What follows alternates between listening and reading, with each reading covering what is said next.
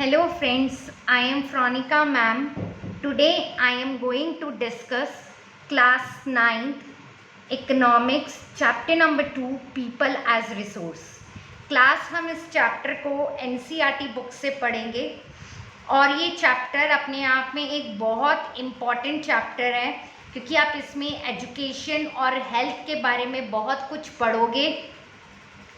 और सबसे बड़ी बात कि मैंने एक बात नोटिस करी है क्लास कि अगर आपका कोई डाउट होता है या अगर आपकी कोई क्वेरी है तो प्लीज़ कमेंट बॉक्स में ज़रूर लिखा करिए, जिससे मुझे ये पता चलेगा कि अगर आपको कोई डाउट है तो मैं आपकी क्वेरी को सॉल्व करूँगी और आपको समझा भी बहुत अच्छे से मैं पाऊँगी।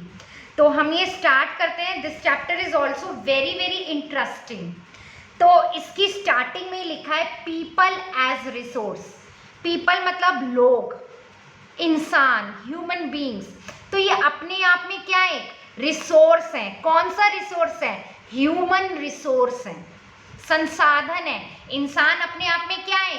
संसाधन है। इंसान चाहे तो अगर वो अच्छी पढ़ाई करता है या अच्छी उसकी हेल्थ है तो अपने देश के लिए एक एसेट का काम करता है।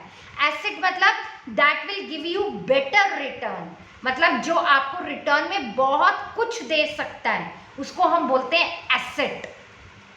क्लियर हुआ? तो हम स्टार्ट करते हैं अपना ये चैप्टर। देखिए ओवरव्यू दे रखा है। The chapter people as resource is an effort to explain. ये जो चैप्टर है पीपल एज रिसोर्स कि इंसान अपने आप में एक संसाधन है, ये आपको क्या समझाना चाह रहा है, क्या एक्सप्लेन करना चाह रहा है?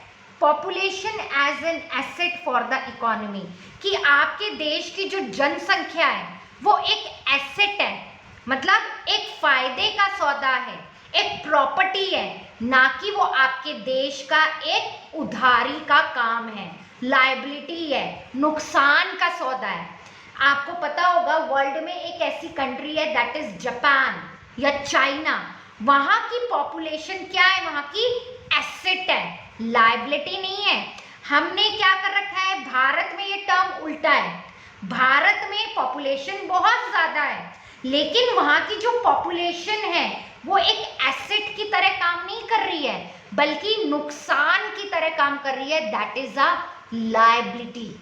एसेट माने जो आपको रिटर्न में बहुत कुछ देके जाए, जिससे आपको कुछ फायदा हो।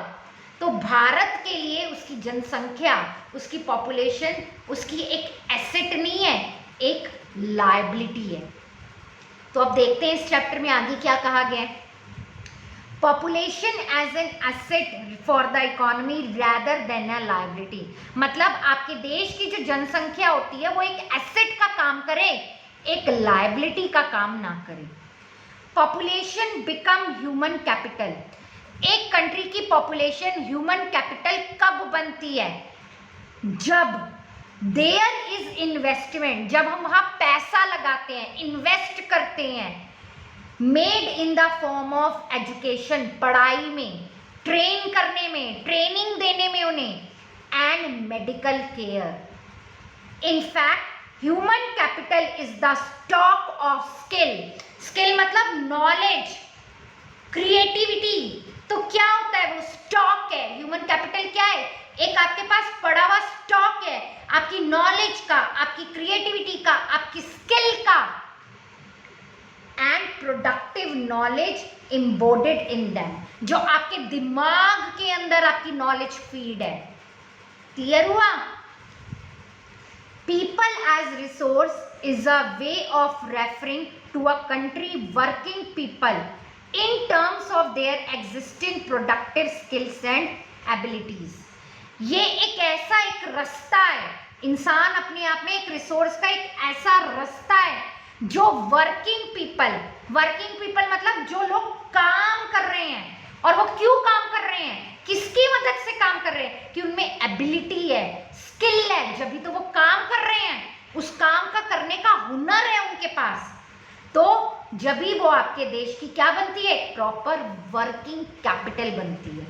क्लियर हुआ?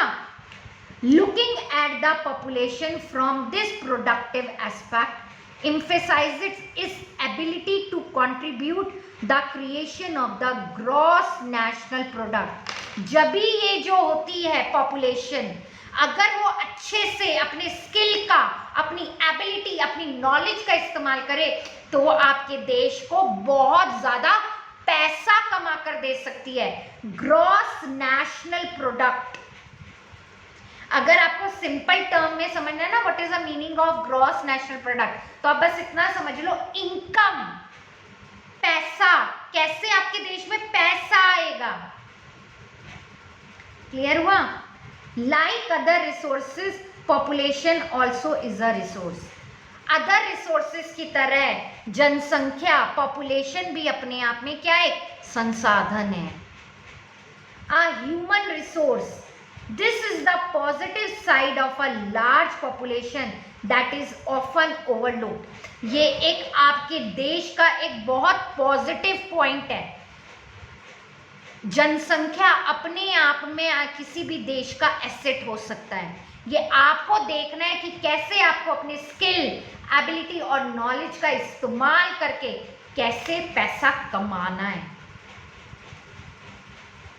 When we look only at the negative side, considering only the problems of providing the population with food, education, health and access माने speed to health facilities, इसका मतलब ये नहीं है कि अगर हमारी कंट्री में पॉपुलेशन है तो हमें सिर्फ उसकी नेगेटिव साइड को देखना है कि नहीं ये तो हमारे देश के लिए भार है, हमें इतना मेडिकल खर्चा करना पड़ेगा, इतने स्कूल्स खोलने पड़ेंगे, इतनी यूनिवर्सिटीज खोलनी पड़ेंगी, इतने खाने का अरेंजमेंट करना पड़ेगा। आपने सिर्फ नेगेटिव साइड को देखा, आपने पॉजिटिव साइड को नहीं देखा कि अगर आपके देश की पॉपुलेशन जो है एजुकेटेड होगी, मेडिकली फिट होगी, अगर उन्हें प्रॉपर फूड, वाटर रिक्वायरमेंट दिया जाएगा तो वो आगे जाके आपके देश के लिए एसेट का काम करेंगे। क्लियर हुआ?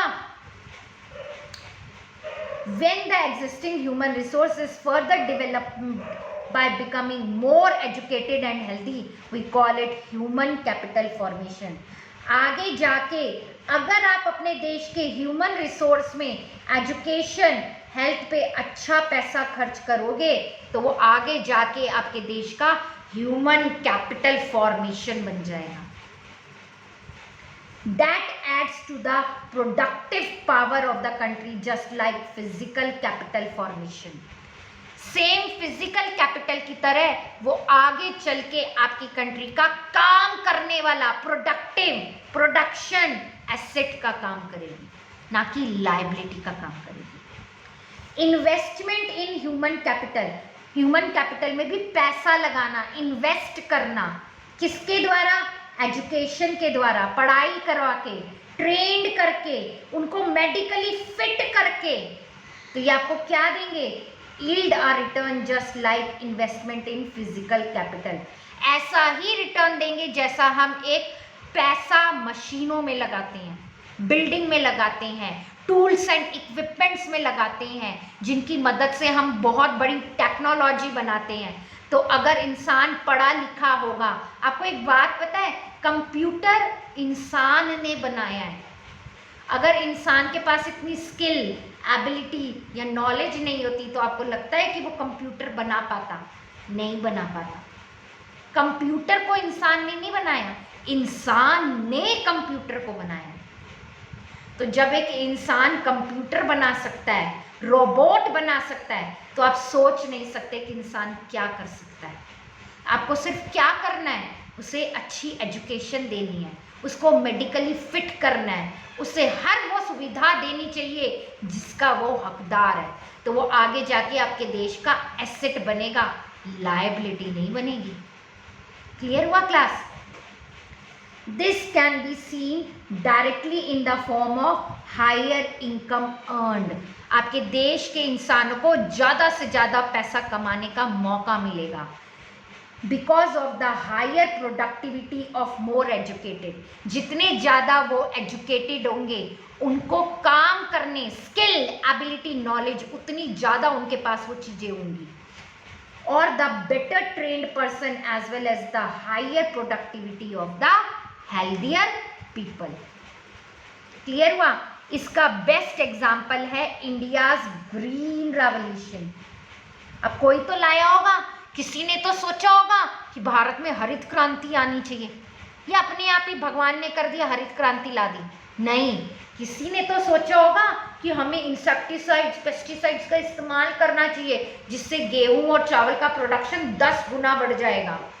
तो India green revolution is a dramatic example of how the input मतलब इंसान ने अपने दिमाग का इस्तेमाल किया है, of greater knowledge in the form of improved production technologies. क्या इस्तेमाल करा टेक्नोलॉजी में? उसने, इंसान ने क्या बनाया? HYV सीड्स बनाए, इंसेक्टिसाइड्स बनाए, पेस्टिसाइड्स बनाए। इसका इस्तेमाल करके, इसका इस्तेमाल करो तो इसके इस्तेमाल से हमारे देश में गेहूं का प्रोडक्शन 10 गुना बढ़ गया था। Increase the productivity of scarce land resources. India's IT revolution, information technology is also example of human resources. Clear हुआ कि कैसे एक प्लांट मशीनरी से भी, जैसे एक फिजिकल कैपिटल इंपॉर्टेंट है। आपको पता है फिजिकल कैपिटल को भी चलाने के लिए ह्यूमन कैपिटल की जरूरत है। जब तक इंसान नहीं होगा फिजिकल कैपिटल क्या अपने आप चल जाएगी? नहीं, उसको कैसे अच्छे से इस्तेमाल करना है वो कौन बताएगा? एक ह्यूमन रिसोर्स ही तो बताएगा। क्लियर हुआ? अब ये बड़ा एक सिंपल सा बॉय और गर्ल अपने आपस में बात कर रहे हैं। ये गर्ल इससे बोलती है what is human resource? Human resource क्या होता है? ये इज इट लाइक लैंड और लेबर? क्या ये जमीन और एक लेबर की तरह होता है? तो एक बॉय बोलता है it is more than that, ये इससे भी बहुत ज्यादा होता है। तो गर्ल क्या बोलती है what is human capital? Human capital क्या होता है? Investment in human education, health, medical care, उसको ह्यूमन कैपिटल बोलते हैं। इज इट लाइक रुपीज, पैसा, डॉलर? क्या ये रुपी होता है? क्या ये पैसा होता है? क्या ये डॉलर होता है? ये बॉय के कहते हैं नहीं नहीं, no no, it is more than that, ये इससे भी बहुत ज्यादा होता है। Here is human capital. क्या होता है human capital? Teaching, labour, tailor, doctor, ये सब क्या है? पढ़ाई कर करके बने हैं। इंजीनियर, डॉक्टर, टीचर, टेलर, ये सब क्या कर रहे हैं? एजुकेशन लेके ही तो ये आपके देश का ह्यूमन कैपिटल बना है। Without education you can't make human capital of your country. Health as well as education is very very important, very important. Clear हुआ क्लास? तो अब हम आगे पढ़ते हैं। देखिए क्या लिखा हुआ है। Looking at the photograph, can you explain how a doctor, teacher, engineer and a tailor are an asset to the economy? अब आपको पता चल गया होगा कैसे ये आपके देश के एसेट है। Not only do the more educated and the healthier people gain through higher income, society also gain in other indirect ways. सिर्फ पढ़े लिखे होने से, हेल्दी होने से सिर्फ आप ज़्यादा पैसा नहीं कमा सकते, उसके अलावा भी सोसाइटी में बहुत सारी चीज़ें चाहिए होती हैं। Because the advantage of a more educated and or a healthier population spread to those also who themselves were not directly educated or given health care. मतलब अगर आप पढ़े लिखे हो या आप एक हेल्दी पर्सन हो तो आपको तो फायदा है ही है, आपके आसपास की सोसाइटी को भी बहुत फायदा है। क्यों? आप लोगों को जागरूक करोगे, बोलोगे पढ़ो लिखो कुछ करो, ज्यादा से ज्यादा मेडिकली फिट रहो, स्पोर्ट्स खेलो, अपने आप को मोटिवेट करोगे, उन्हें मोटिवेट करोगे तो वो लोग आपकी बातों को सुनेंगे, आपसे मोटिवेट होंगे, तो वो भी पढ़ाई करेंगे और वो भी अच्छा पैसा कमा पाएंगे। In fact, human capital is in one way superior to other resources. Human capital एक तरह से हर resources में सबसे ज़्यादा superior है, like land and physical capital. Human capital can make use of land and capital. मैंने आपको बताया ना, हमने कंप्यूटर को बनाया, कंप्यूटर ने हमें नहीं बनाया। तो human resource with the help of land, with the help of machine बहुत कुछ बना सकता है, बहुत कुछ बना सकता है एक इंसान। Land and capital can not become useful on its own. जमीन और मशीन अपने आप कुछ भी नहीं कर सकती, उसको उसके लिए ह्यूमन रिसोर्स की जरूरत पड़ेगी या ह्यूमन कैपिटल की जरूरत पड़ेगी। क्लियर हुआ class? For many decades in India a large population has been considered a liability rather than an asset। बहुत लंबे समय से इंडिया की पॉपुलेशन जो है वो एक लाइबिलिटी का काम कर रही है, वो एक एसेट का काम नहीं कर रही। But a large population need not be a burden for the economy. लेकिन किसी भी देश के लिए उसकी कंट्री की पॉपुलेशन एक बोझ नहीं हो सकती। It can be turned into a productive asset. हम उसे एक एसेट में बदल सकते हैं, एक काम करने वाली वर्किंग पॉपुलेशन में बदल सकते हैं। कैसे? By investment in human capital, मतलब by in spending resources on education, पढ़ाई में पैसा खर्च करके, हेल्थ में खर्चे, ट्रेनिंग देके वर्कर्स को, एग्रीकल्चर वर्कर्स को फोर्स करके कि आप मॉडर्न टेक्नोलॉजी का क्या करो, इस्तेमाल करो। आई बात समझ में? रिसर्च करो, साइंटिफिक रिसर्च करो, जिससे आपका देश तरक्की करेगा, आपके देश के पास पैसा आएगा। आई बात समझ में? अब ये बहुत इंपॉर्टेंट स्टोरी है, मैं आपको दो स्टोरी पढ़ाऊंगी। एक मैं स्टोरी आपको पढ़ाऊंगी स्टोरी ऑफ सकाल, और एक स्टोरी पढ़ाऊंगी मैं आपको स्टोरी ऑफ विलास की। अब आप पढ़िएगा दोनों स्टोरी, मैं आपको पढ़ाती हूँ। देखिए, एक आदमी है, एक बच्चा है जिसका नाम है Sakal. There were two friends, Vilas and Sakal. दो दोस्त थे, एक का नाम था सकाल और एक का नाम था Vilas. Living in the same village Seemapur. दोनों दोस्त एक गांव में रहते थे, गांव का नाम था सीमापुर। सकाल was a 12-year old boy. जो सकाल था वो 12 साल का एक लड़का था। His mother Sheela looked after domestic chores. Domestic chores मतलब समझते हैं आप? उसकी माँ सिर्फ घर का कामकाज करती थी। His father Buta Chaudhary worked in an agriculture field. इसके जो पिता थे वो खेतों में काम करते थे। सकाल helped his mother in domestic chores. सकाल अपनी माँ का काम में हाथ बटाता था, घर के कामों में। He also looked after his younger brother Jeetu. वो अपनी माँ की हेल्प तो कराता ही कराता था, साथ में अपने छोटे भाई जीतू और अपनी बहन सीतू का भी ख्याल रखता था। हिज अंकल श्याम, उसके चाचा थे जिसका नाम था Shyam, had pass the matriculation examination. उसके चाचा ने अभी अभी 10वीं बोर्ड का एग्जाम पास किया था। But was sitting ideal in the house. लेकिन वो घर में जब भी खाली बैठे रहते थे।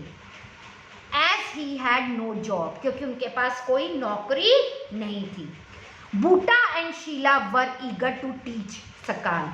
बूटा और शीला जो थे वो अपने बेटे सकाल को पढ़ाना चाहते थे। They forced him to join the village college. उन्होंने अपने बेटे को फोर्स किया कि बेटा तुम जाओ और स्कूल में पढ़ाई करो। Which he soon join. He started studying and complete his higher secondary examination. उसने पढ़ाई करी और अपनी 12वीं क्लास पास करी। His father persuaded him to continue his study। उसके पापा चाहते थे कि मेरा बेटा आगे और पढ़े।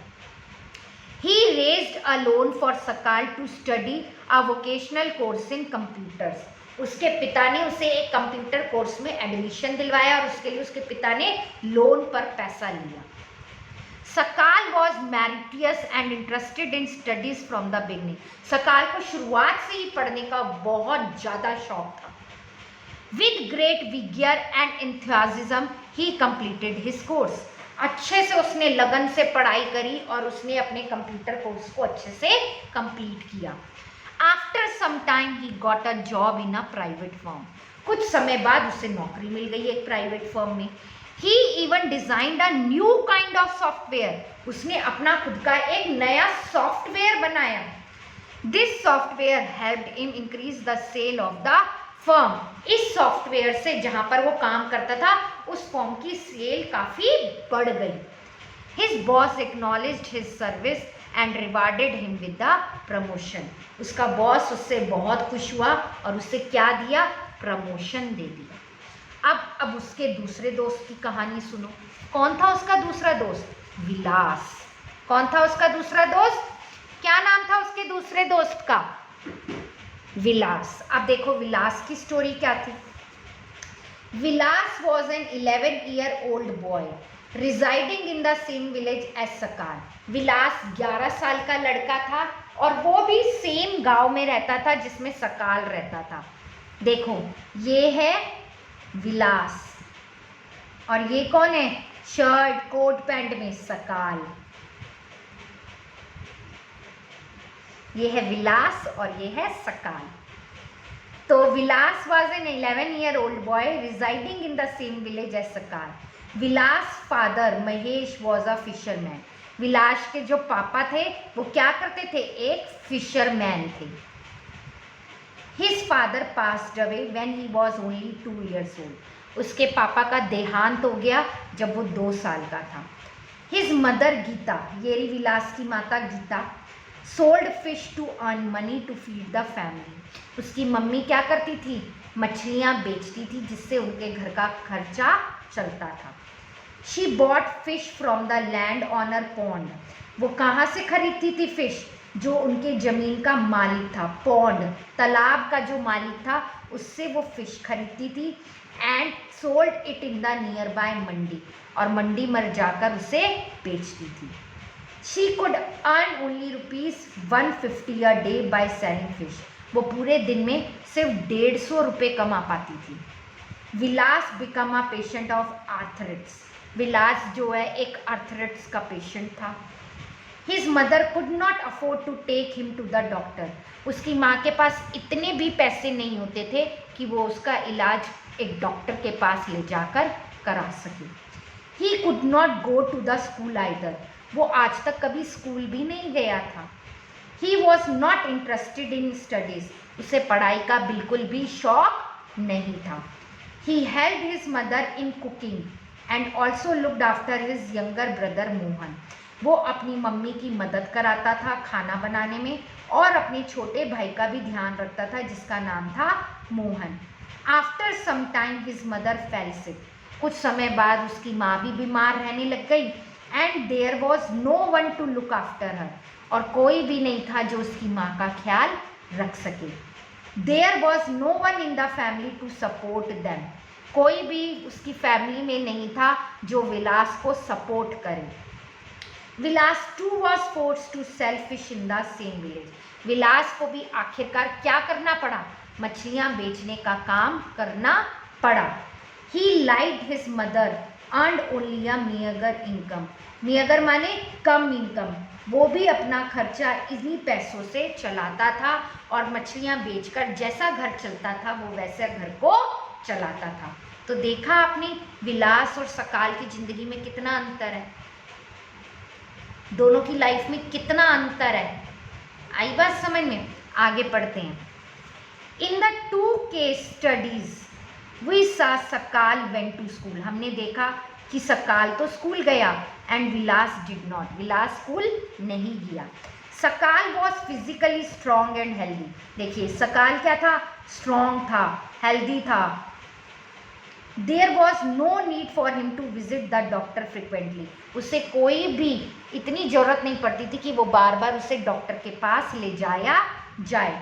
विलास was a patient of arthritis. Vilas एक आर्थराइटिस का पेशेंट था। He lacked the means to visit the doctor. Lacked माने कमी, लैक्ड माने कमी। उसके पास इतना भी पैसा नहीं होता था कि वो जाके डॉक्टर के पास जाके अपना इलाज करा सके। सकाल acquired a degree in computer programming. सकाल के पास कंप्यूटर प्रोग्रामिंग की डिग्री थी।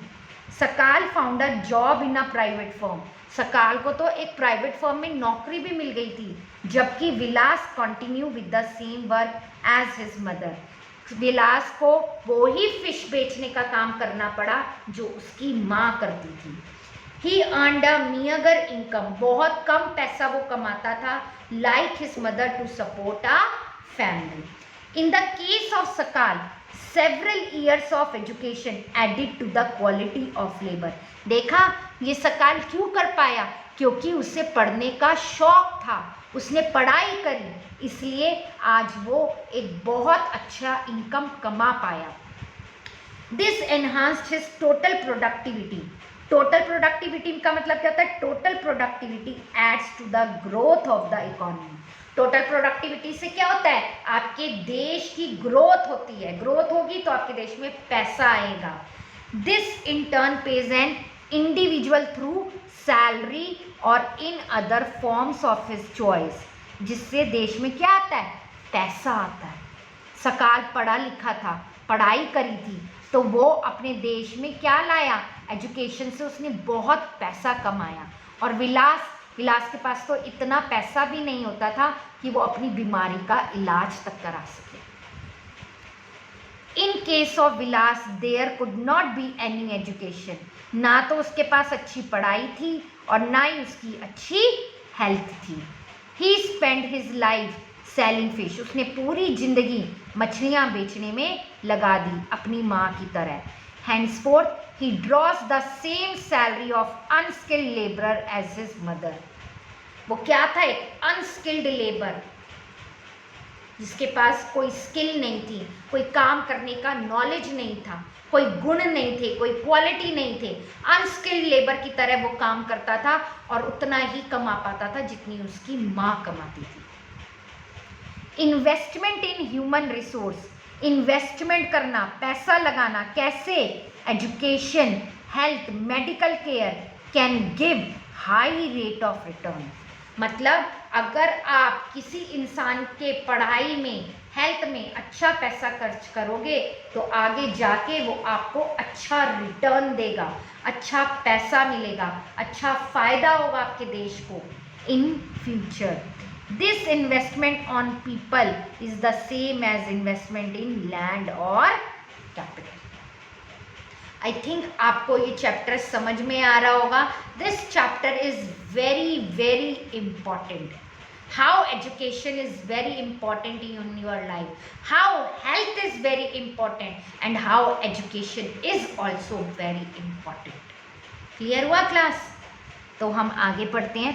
A child too with investment made on her education and health can yield a high return in future in the form of higher ranking and greater contribution to the society। यही मैंने आपको बताया, अगर आप एक बच्चे को पढ़ाओगे, मेडिकली फिट रखोगे, तो वो आपके देश को, आपको बहुत अच्छा या बहुत कुछ करके देगा, जिससे आपके देश का फ़ायदा ही फ़ायदा होगा और आपका परिवार का तो फ़ायदा होगा ही होगा, आपके देश को भी आपसे बहुत फ़ायदा होगा। Educated parents are found to invest more heavily on the education of their child. पढ़े लिखे माँ बाप अक्सर अपने बच्चों की पढ़ाई में बहुत ज़्यादा पैसा खर्च करते हैं। This is because they have realised the importance of education, क्योंकि उन्हें पता है पढ़ाई करने से कितने फ़ायदे होते हैं। They are also conscious of proper nutrition and hygiene. उन्हें पता है अगर हेल्दी माइंड होगा, अगर हमारा बच्चा अच्छा पढ़ेगा तो उसके लिए हमें उसे हेल्दी डाइट भी खिलानी पड़ेगी। क्लियर हुआ? They accordingly look after their children needs for education at school and good health. वो अपने बेटे की अच्छी पढ़ाई और अच्छी हेल्थ का बहुत ध्यान रखते हैं। A virtuous cycle is thus created in this case। In contrast, a vicious cycle may be created by disadvantaged parents who themselves uneducated and lacking in hygiene keep their children in a similar disadvantaged state। आपने देखा विलास की माँ को, देखा था आपने? विलास की माँ मुश्किल से एक महीने में 150 रुपये कमा पाती थी। वो क्या तो अपने बच्चे को पढ़ाएगी, क्या तो वो खिलाएगी, और वो अपने बच्चे के पास, उसके पास इतना पैसा नहीं होता था कि वो अपने बच्चे को डॉक्टर के पास तक ले जाए। तो अगर वो उसका ध्यान नहीं रख पाएगी, उसे पढ़ा नहीं पाएगी, तो वो उसमें बच्चे की गलती नहीं है, उसमें माँ बाप की भी गलती नहीं है। लेकिन हमें क्या करना चाहिए, अपने बच्चों को पढ़ाना चाहिए, अच्छा खिलाना चाहिए, जिससे वो आगे जाके बहुत कुछ कर सके। कंट्रीज लाइक जापान, वर्ल्ड में ऐसी कौन सी कंट्री है जो सबसे ज्यादा पैसा खर्च करती है ह्यूमन रिसोर्स पे? जापान। वर्ल्ड की पहली ऐसी कंट्री जिसने रोबोट बनाया वो कौन है? Japan. Countries like Japan have invested in human resource. They did not have any natural resource. उनके पास कोई natural resource नहीं है, प्राकृतिक संसाधन नहीं है उनके पास। These countries are developed rich. आज भी ये देश अपने आप में बहुत ज़्यादा developed हैं, rich हैं। क्यों हैं? क्योंकि because they are investing more in human resource. They import the natural resources. आपको पता है ये तो बल्कि प्राकृतिक संसाधनों को इम्पोर्ट करते हैं और देशों से मंगाते हैं, needed in their country. How did they become rich and develop? कैसे बने ये अमीर, कैसे बने ये देश डेवलप? क्योंकि because they are investing more in education and health care of their people. They have invested on people. इन्होंने अपने देश के लोगों पर पैसा लगाया, उनको पढ़ाया, उनको मेडिकली फिट रखा, तो आज वो देश तरक्की कर रहा है, especially in the field of education and health. These people have made efficient use of other resources. ये कहते हैं हमारे देश की पॉपुलेशन एक एसेट है, एक लायबिलिटी नहीं है। अगर हम अपने देश को, पॉपुलेशन को पढ़ाएंगे तो हमारे देश के और रिसोर्सेज अपने आप तरक्की करेंगे।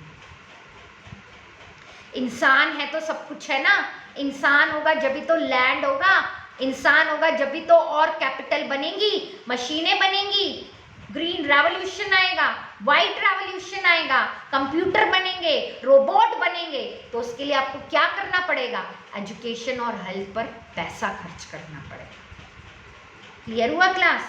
तो efficiency and technology evolved by people have made these countries rich and developed. Clear हुआ क्लास?